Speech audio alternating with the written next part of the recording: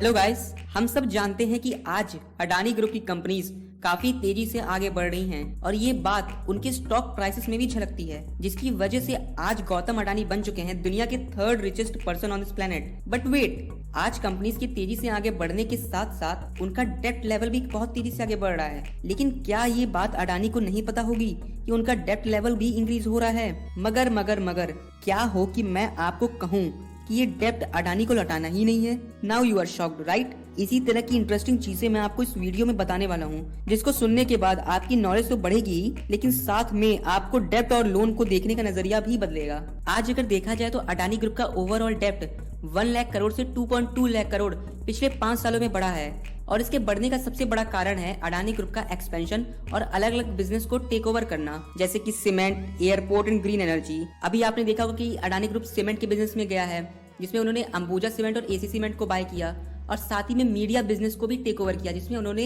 NDTV को bye किया। ये काफी न्यूज में रहा है। अब मैं आपको एक इंटरेस्टिंग फैक्ट बताने वाला हूँ। अडानी ग्रुप का प्लान है कि वो 12 लाख करोड़ रुपए यानी कब लगभग 150 बिलियन डॉलर वो लगाएंगे 2030 तक अलग अलग बिजनेसेस को टेक ओवर और अडानी ग्रुप को और भी ज्यादा एक्सपेंड करने में, एंड दैट इज इनसेन। लेकिन अगर आप ध्यान से देखिए तो मोस्ट ऑफ द कंपनीज काफी ज्यादा कैपिटल इंटेंसिव हैं। कैपिटल इंटेंसिव का मतलब ये है कि उन्हें सिर्फ खरीदना ही नहीं, उन्हें डेली बेसिस पे रन करना भी बहुत ज्यादा कठिन है और इसे करने के लिए आपको डेप्ट फाइनेंस करना पड़ेगा। लेकिन डेप्ट को लेना और उसको लौटाना भी है, साथ में उसका इंटरेस्ट भी चुकाना है और इंटरेस्ट का बर्डन बहुत ज्यादा पड़ जाएगा। मगर अडानी काफी श्रूड बिजनेसमैन है। श्रूड का मतलब है कि उनके लिए गए डिसीजन कंडीशन के हिसाब से बिल्कुल फिट बैठते हैं। He knows that fueling his ambition through debt alone isn't a sound idea. It could all collapse if the tide turns against him. So he needs money that he doesn't need to return. He needs money that doesn't come with the caveat of paying significant amount of interest periodically. He needs to raise equity capital. तो अप्रैल में Adani enterprises limited raise करते हैं 7,500 crore in equity. वो convince करते हैं UAE की largest companies को ताकि वो बैक करें अडानी इंटरप्राइजेस लिमिटेड को। लेकिन वो यहाँ भी नहीं रुकते हैं, अब वो पहुंचते हैं कनाडा एंड यूएई ताकि वहाँ की गवर्नमेंट से पेंशन फंड्स और सोवरेन वेल्थ फंड से भी उन्हें पैसे मिले। लेकिन अडानी सिर्फ इंस्टीट्यूशनल मनी से ही खुश नहीं है, अब उन्हें पैसे चाहिए आपसे और मुझसे भी। And that's right, last week Adani enterprises limited announce करती है अपना plan to raise a massive 20,000 crore in equity capital and a large part of this will come from us retail folks. इस फंड रेजिंग प्रोसेस को समझने से पहले सबसे पहले हमें समझना पड़ेगा अडानी इंटरप्राइजेस लिमिटेड को। अब एईएल जो है वो अडानी ग्रुप के एम्बिशंस का सबसे मेन कंपनी है। उसके बिना अडानी ग्रुप के एम्बिशंस अभी तक जो भी हैं वो भी पूरे नहीं होते। अब इसका क्या मतलब हुआ? ओके, सो आप और भी कंपनीज को जानते ही होंगे, जैसे कि Adani airports, Adani mining, Adani solar, Adani data networks, Adani water and Adani roads. Well, they are all under the umbrella of Adani enterprises limited. So you can see where the money will all go. Anyway, how will this money be raised? ये money raise कैसे किया जाएगा?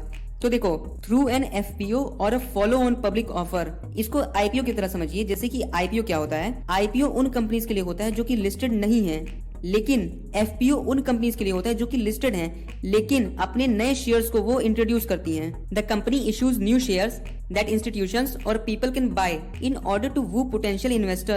The new share will also be issued at a lower price, typically around 20% discount. After all, without a discount, why would an investor buy it? They could simply buy the shares directly on the NSE or BSE. No. तो देखो, जब भी new shares allot होते हैं तो dilute कर देते हैं शेयर होल्डिंग ऑफ प्रोमोटर्स को। इसका मतलब ये है कि अगर अडानी के पास 75 आउट ऑफ 100 शेयर्स थे पहले, तो एफपीओ आने के बाद अब वो 75 शेयर्स होंगे आउट ऑफ 110। सो ये there is a window to buy the shares, there is a discount. That's how FPO work. और मैं आपको बता दूं, 20,000 करोड़ का FPO Indian stock market history का सबसे बड़ा एफपीओ है। अब सिंपली समझिए कि एफपीओ को क्यों लाया जा रहा है, ताकि अडानी इंटरप्राइजेस लिमिटेड का डेप्ट डिपेंडेंस कम हो सके। लेकिन अब आप ध्यान से देखें तो एक नई पिक्चर इमर्ज हो रही है। मेरा मतलब है अडानी ग्रुप चाह रहा है कि वो पैसे पब्लिक से ले। पब्लिक से? अब इसका क्या मतलब हुआ? ओके, नाउ हम सब जानते हैं कि अडानी ग्रुप का स्टॉक्स पिछले कुछ सालों में काफी तेजी से आगे बढ़ा है। जैसे कि आप ले अडानी पावर को, it has jumped by 550% since January 2021. Adani Total Gas has soared by 900%. and Adani Enterprises Limited is up by 700%. Meanwhile, the benchmark Sensex has risen by a measly 30%. और इन सब में हमेशा से ये बात उठती ही रही है कि क्या अडानी ग्रुप कंपनीज के प्राइसेस मैनिपुलेट करके बढ़ाए जा रहे हैं। अब आप समझिए कि मैं ऐसा क्यों कह रहा हूँ। देखिए, अडानी स्टॉक्स एक लो फ्री फ्लोट स्टॉक है। इसका मतलब ये है कि उनकी कंपनीज में पब्लिक शेयर होल्डिंग नेग्लिजिबल है। For instance, in March 2022, only 8.50% of AEL was in the hands of public, mutual funds and domestic investors. The rest of it was held by the Adani family, their associates and some random foreign investors. तो expert का यही मानना रहता है कि जब कुछ selected peoples के हाथ में सिर्फ कंपनी के स्टॉक्स होते हैं तो वो उसे मैनिपुलेट कर सकते हैं सिर्फ इन्वेस्टमेंट करके। और हाँ, एक और चीज, एफपीओ इंडिया में इतने कॉमन भी नहीं है। आप अगर 10 साल का डेटा उठाइए तो सिर्फ 4 एफपीओ को ही लाया गया है इंडिया में। इंस्टेड इंडियन कंपनीज प्रेफर करती हैं राइट्स इशू। अगर आप 10 साल का डेटा उठाएं तो 150 राइट इश्यूज को लाया गया है इंडियन स्टॉक मार्केट में। Remember when Reliance Industries raised 50,000 crore a couple of years ago, yeah, that was through a right issue. So why Adani is choosing the FPO route? Well, it's probably because its structure works to Adani advantage.